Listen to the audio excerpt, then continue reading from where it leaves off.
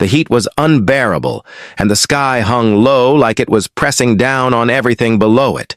The village barely existed anymore, its buildings reduced to rubble and outlines of homes scorched into the dirt by fire and gunpowder and something heavier that could not be seen.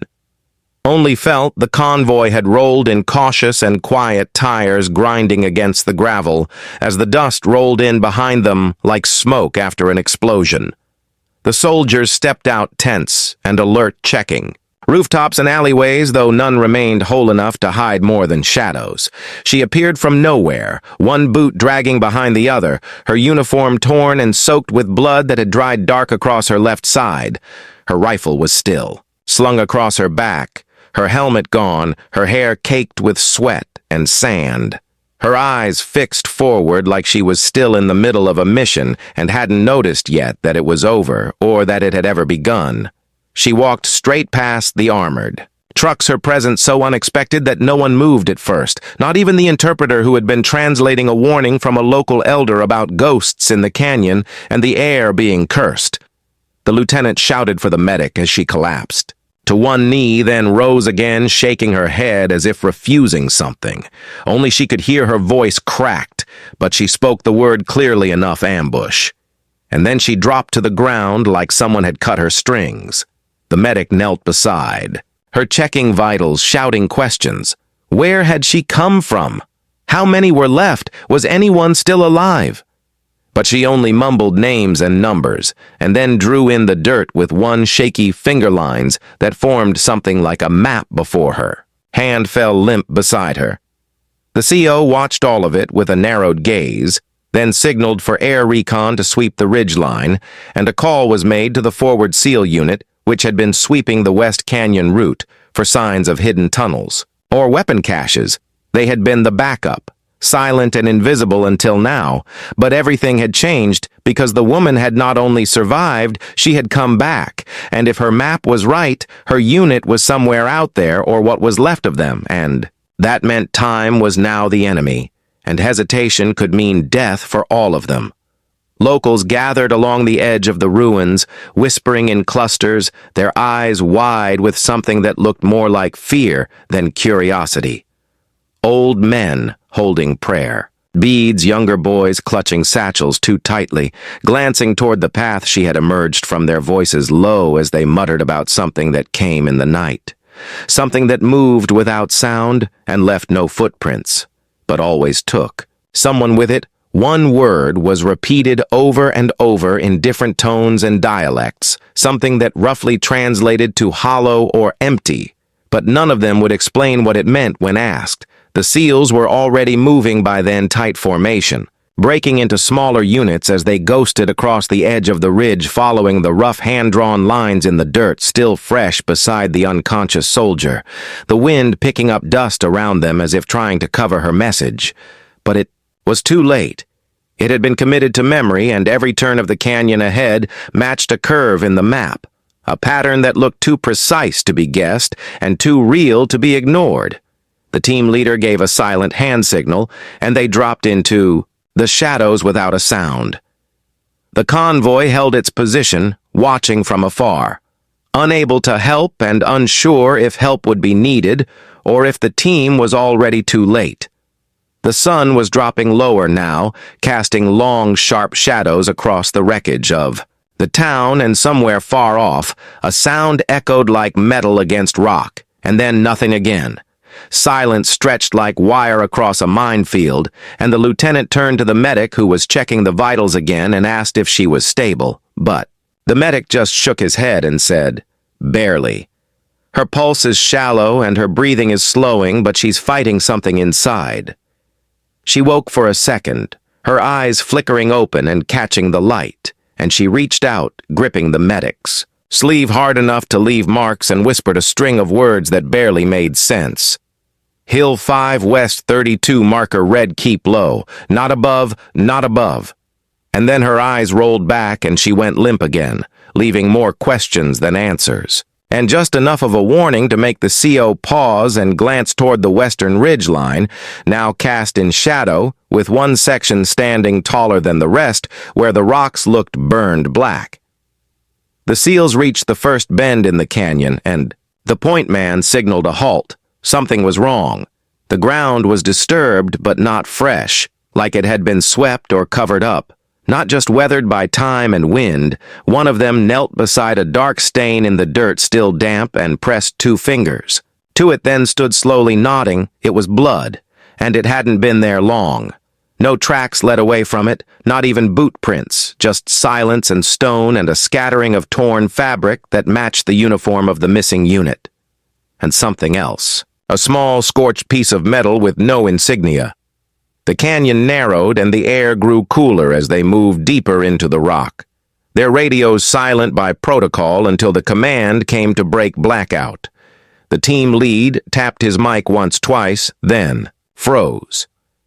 A sound was coming through, weak but present. A kind of soft tapping followed by static, and then a faint voice repeating a number pattern over and over, but distorted and warbled like it was bouncing off the walls and coming from somewhere. Deep underground, not above the rocks like the woman had warned, but under them, where the maps showed only solid ground. The team advanced again more cautiously this time. Weapons drawn, scanning every crevice and shadow for movement. The terrain looked natural, but something about it felt wrong, like it had been shaped not just by nature, but by design. And up ahead, the canyon split into 2 narrow passages, one wide and sloped, the other steep and narrow with a sharp drop. The lead hesitated, then pointed to the narrow one. It matched the angle drawn in the dirt back at the convoy, the exact path she had dragged herself from, and the only one the recon drone hadn't been able to scan due to signal interference. As they began their descent into the tight, dark corridor, the air shifted again, colder now and filled with a kind of buzzing that couldn't be placed. Not mechanical, not insect, not wind, just a presence pressing against the skin, and the deeper they went, the more signs they found. Discarded gear, a cracked visor, a torn patch marked with a name they recognized, one of the missing from her unit, and beside it a knife buried halfway into the rock as if it had been slammed down with inhuman force. They rounded the final bend, and then they saw it. Not the enemy, not a soldier, not even a tunnel, but something else. Something carved into the wall in perfect lines, glowing faintly with light that did not reflect off metal or stone. A mark they had seen once before on an old, classified op that had been buried by command and dismissed as unreliable. But here it was again in the same pattern, and just beneath it, a boot print, fresh, not worn, not old, and pointing deeper into the dark, where no one should have been able to go and where nothing should have come from. The canyon stretched ahead like a mouth about to close. The deeper the SEAL team moved, the more the light faded and the air thickened with something unspoken, like a warning left behind by those who had passed through but never returned. The walls bore strange scars, not made by erosion or weather, but by something sharp, deliberate, and too wide to be man-made. The team leader paused, pressing his hand against the stone, feeling a slight vibration, like a hum buried under layers of earth, but no sound followed, only the breath of the wind behind them growing still. The point man signaled again, 2 fingers forward, palm-low eyes cutting through the darkness as their night vision kicked in green. Light painting the shapes around them, jagged edges, broken stone, and here and there gear wedged into cracks, empty shell casings half buried in sand. A shattered radio still clinging to static, the frequency was the same one the wounded soldier had, whispered back at base, and it was active, but scrambled as if something was feeding it back into itself, looping fragments of words that made no sense, until one of them froze and repeated what he just heard. The voice was American, but hoarse, strained. Like someone trying to speak through blood or broken ribs. It was saying something about the red marker, then silence. Then again, something about the red marker, and not to look up, never look up. The voice was familiar, and one of the SEALs recognized. It belonged to Staff Sergeant Raymond Cole, who had been reported KIA 3 days ago during a failed patrol in the Western Corridor, the same area the female soldier had come from, the same ridge she crawled over to get back alone, and broken and somehow alive. Command had never confirmed the KIA. They had found no body, only a burst comm and a signal that faded into nothing. And now here was that signal again, in real time, repeating warnings in the dark from a place that shouldn't have been reachable anymore.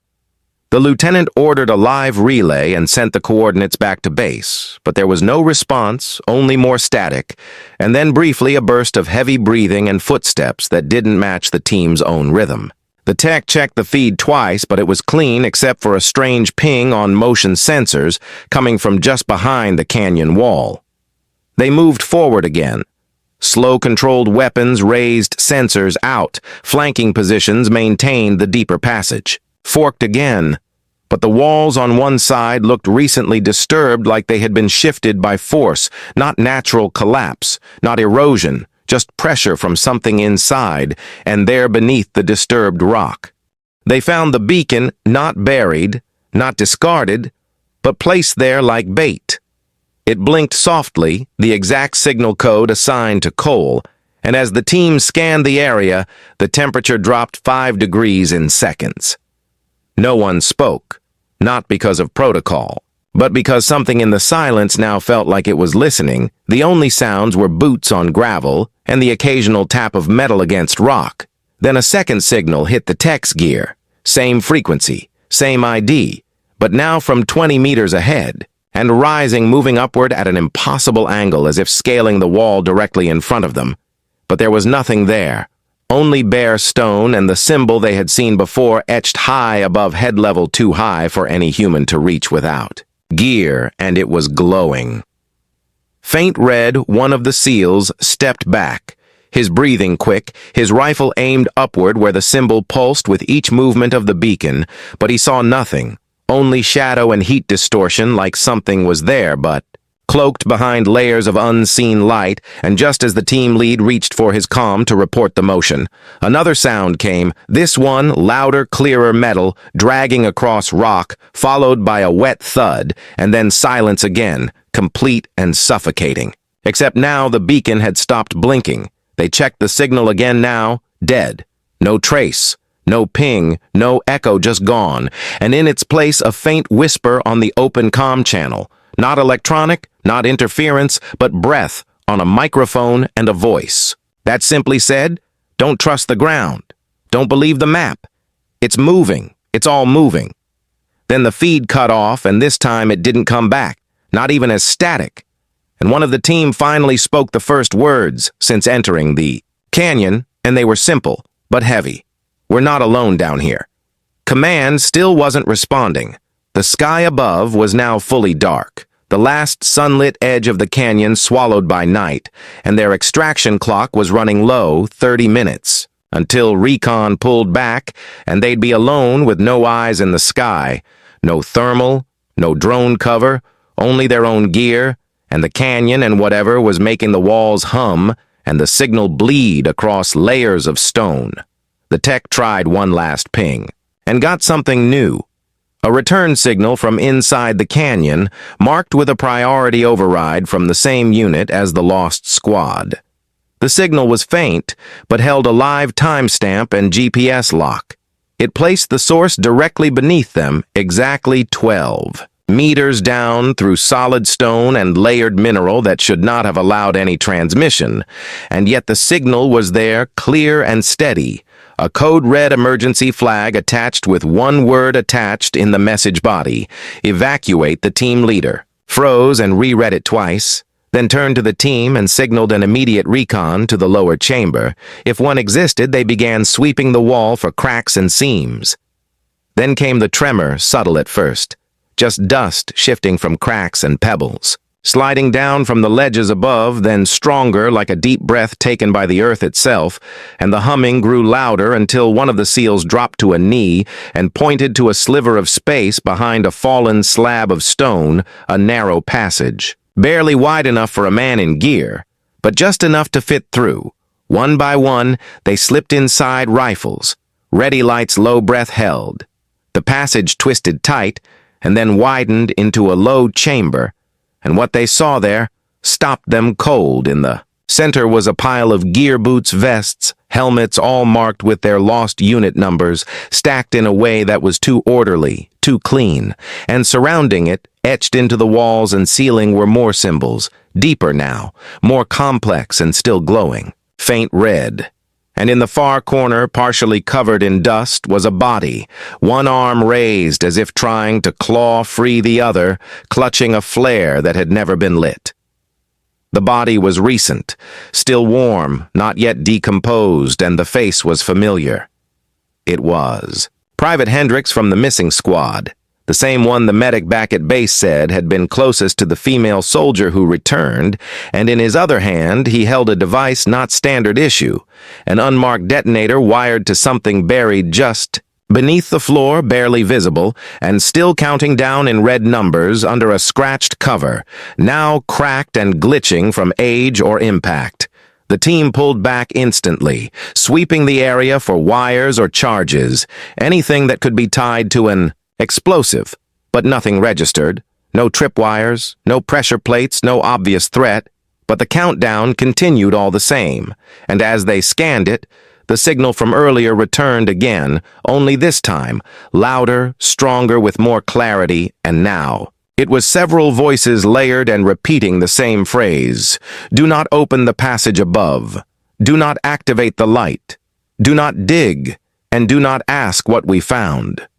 Then the ground trembled again, and one of the walls shifted just slightly, revealing something else, a black surface beneath the stone, smooth like glass, but cold as ice, and behind it a faint pulsing light, like a heartbeat, and the sound of something breathing, not human, not animal, something older than either, something buried for a reason. And just as the tech reached toward the detonator to disarm it, the radio snapped alive with a new voice. Not one of theirs, but one they all recognized instantly. It was her, the female soldier, the one still unconscious at base. Her voice calm now, steady, saying only one thing before the channel cut off again: do not let it out. The room was too quiet for what had just been said.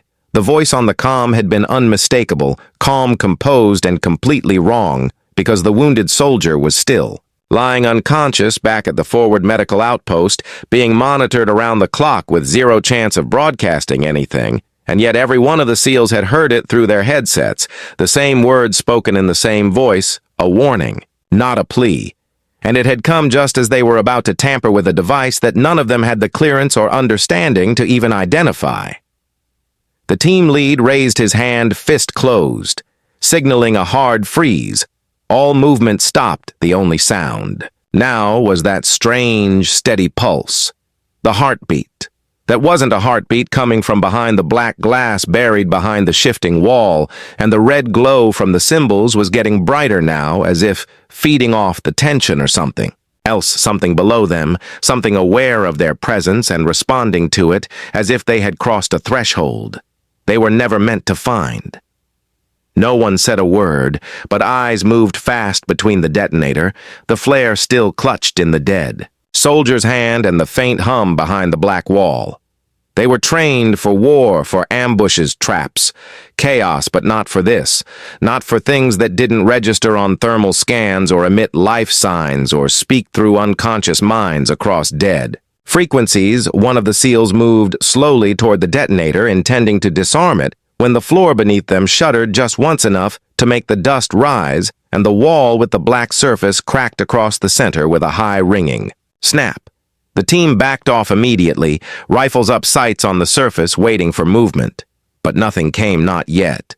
Only the slow widening of the crack, revealing more of that smooth black surface underneath, like it was breathing, like it was stretching. The further it cracked, the brighter the symbols glowed now, running along the floor in a spiral pattern none of them had seen before, and the gear scattered in the corners began to shake gently, as if pulled toward something magnetic or alive. The flare rolled from the hand of the dead soldier and stopped perfectly at the center of the spiral. Above them, the comms buzzed again, a garbled voice cut through static, trying to reach them but scrambled and warped by interference. None of the words were clear except one repeated twice extraction, and then the signal died again. No more updates, no more access to satellite maps or air support, no confirmation. If command was even still receiving their feeds, they were alone, deep underground, and standing inches away from something they had no name for and no mission protocol that applied. The team lead made the call to pull out extract before contact, but the exit route was gone. The narrow passage they had used to slip into the chamber was now sealed behind a smooth wall of stone as if it had never existed. No cracks, no gaps, no weakness, just unbroken rock. Where once there had been space and oxygen and light, they were sealed in now completely, and the pulse behind the wall grew, louder, not in sound, but in their bones. Each beat pressing against their chests like a presence, pressing against their ribs. Something inside the wall was waking or remembering. One of the SEALs dropped to one knee, scanning for alternate routes while another tried to establish a new signal route bypassing the interference, but every frequency was jammed. The only working line was the internal loop, the one that had played the voice of the female soldier before, and now it was silent again until... It wasn't until it crackled with new sound, the faint rhythm of boots moving in sync, coming closer not from outside, but from behind the wall. From beneath the floor, from somewhere they couldn't map or explain. Then they heard it again, her voice. The same tone, the same cadence. But now it was speaking faster, layered overlapping phrases one after another. The red marker is not a marker. It is a lock. The lock is part of the seal. The seal cannot break without a witness. If you see the door, do not look at the door. If you hear the names, do not say them. If the lights go out, do not breathe. The flare must be lit, only if the heartbeat stops. And then the voice ended as suddenly as it had begun, and the flare ignited on its own. The chamber, lit in a blaze of white fire shadows, leapt across the walls, revealing what the night vision had missed. More writing, not just symbols now, but letters, in a language none of them had seen before, etched deeply into the walls, burned into the ceiling, crawling in spirals toward the black glass. And suddenly the wall itself was no longer solid. It shimmered like liquid, like oil, floating on water. And then something behind it moved. Something massive, slow, but certain something. With a shape that made no sense to the eye, a silhouette that changed as it turned like it couldn't decide what to be. The flare burned hot, then blinked out in a hiss of steam, plunging the room into darkness, and for a long, breathless moment, there was only the sound of the heartbeat, now louder than ever, and the shifting, grinding sound of stone moving against stone.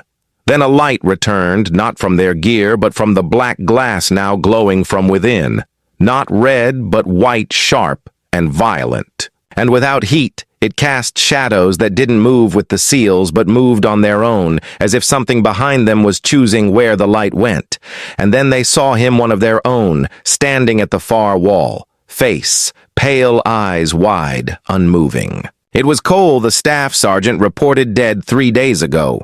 His body clean, his uniform intact, standing still as if waiting for something. And when the team tried to approach, he held up one hand and said one word. Stop. They froze because he should. Not be there because he was dead or missing or both. And now he stood between them and the thing in the wall. And then he spoke again. Not in his voice, but hers. The female soldier's voice from the comms. She spoke through him, clear and focused. They made us touch it. We didn't know what it was. We were told it was an artifact. We were told it was safe, but it wasn't. It knows us now. It remembers the ones who woke it. It used our names, used our voices. And when it saw what we were, it tried to leave, and now it cannot, not until the seal breaks, not until someone opens the door. And then she looked at the team lead and said, you came too far. You brought the flare. You brought the key. And then she fell silent and Cole collapsed. The glass pulsed. Once more, and the silhouette behind it pressed forward, now clearer, almost human, but not quite. Its limbs were too long, its movement too slow, its proportions wrong in ways the mind could not make sense of, and the symbols on the wall began to glow. Not red now, but blue, cold blue, like something freezing over, and the heartbeat stopped for 1 second, just one.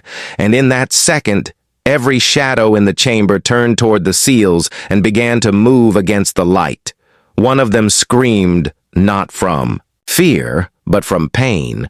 Clutching his head as if something was drilling into it from the inside, he dropped his weapon and began repeating a number sequence, the same one they had heard on the broken radio earlier, the same one encoded in the transmission. From the sealed passage, then another seal began to echo the numbers too, and then a third, all of them in sync, all of them. Unaware, their eyes rolled back, their voices rising in volume until the chamber shook with their sound. And the thing behind. The glass began to reach toward them. The team lead grabbed the flare and the detonator and backed toward the wall, looking for a way out, for any change in the stone, for any weakness, but found none. And just as the shadows closed in around the remaining men, he saw the body of Cole twitch once more, and a small device fell from his vest, a beacon, not for extraction, but for location mapping, and it was still active, still blinking, with one clear word etched across its display: gateway, before he could grab it. The black wall cracked fully, and something stepped through. Not quickly, not violently, but with purpose and hunger and memory, and the symbols on the walls screamed with light as the chamber lit up once more, and everything began to shake. Again, and from far above, barely audible through the chaos, came a voice over comms. Not her voice, not Cole's, but a new voice, low and cold and flat, that simply said, "You should not be here." And then the light went out. The darkness was complete and absolute, like a void, swallowing everything. Even sound had disappeared, leaving the SEAL team suspended in an empty silence where time lost meaning and every breath felt like a gasp for life that might not come again. The shaking had stopped, but the air was thick with something unseen, a presence pressing against their skin, cold and heavy, like the weight of 1,000 eyes watching, waiting. Slowly, the dim glow returned this time, not from any light source. The flare was dead. The walls, no. Longer pulsing, but a soft, eerie phosphorescence, creeping along the cracks in the stone, illuminating the chamber in a sickly green that cast grotesque shadows, twisting and lengthening with every flicker of movement. The team was scattered now, some, leaning against the walls, clutching their heads. Others huddled together, trying to make sense of what had just happened. But none could speak, for the voices still echoed inside their minds, repeating phrases, fragments, memories not theirs, yet familiar and terrifying.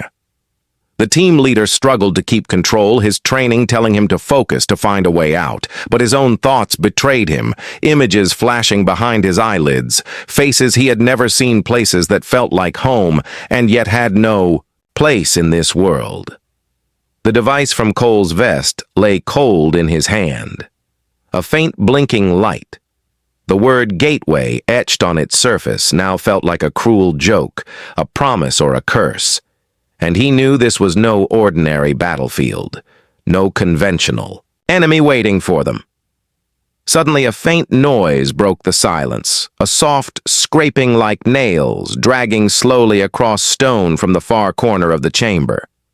A shadow moved there, a shape indistinct but growing larger with each passing second, and the team tensed, weapons raised, hearts pounding. But it was not an enemy or a monster, but a figure staggering forward, a soldier battered and broken, but alive, covered in dirt and blood, eyes wild and speaking a language none understood, but the tone was urgent pleading. The figure collapsed near the team leader, clutching his arm and whispering words in a cracked voice. The only words that registered were help and trapped, and the name of the wounded soldier back at base. The team rallied around, Him realizing they were dealing with something bigger than any of them had imagined a force that was rewriting reality, bending minds and trapping souls inside the canyon like prey in a snare. The wounded soldier suddenly stirred back at base her. Eyes fluttered open, and for a brief moment, locked with the team leader's eyes over the comm, a silent message passing between them, a warning or a plea or both, and then she whispered a single word that shattered the fragile calm. Open. Back in the chamber, the walls began to shift again, revealing hidden doors behind the glowing cracks, ancient mechanisms grinding to life after centuries of silence. The shadows converged, and the heartbeat returned faster, stronger, and the device in the team, leader's hand, began to vibrate in rhythm. The soldier who had stumbled in looked up, eyes wide with terror, pointing toward the new opening as a cold voice echoed through the chamber. You should have stayed away. The team braced for the unknown. Their only chance now was to step through the gateway to confront what waited beyond. But the weight of fear was suffocating, and every instinct screamed to run, but there was no running. Not here. Not now. The leader took a deep breath, raised the device, and pressed the button, and the chamber exploded in light and sound, and the last thing they heard was the female soldier's voice, clear and strong from somewhere beyond, open the door. The world shattered into pieces, and the team was no longer underground, no longer in the canyon, but somewhere else, somewhere vast and endless. A landscape that defied description, stretching out into darkness and light. At once shadows moving in impossible shapes, and the air thick with voices whispering secrets in languages, lost to time. They were no longer soldiers, but something else now. Watchers trapped between worlds, holding the gate that should never have been opened, and somewhere behind them, the pulse of the black glass, waiting silent patient, and the female soldiers. Voice whispered again, open the door. But what door no one knew, and the story ended with a question hanging heavy in the air. What had they really found, and would anyone ever escape to tell the tale?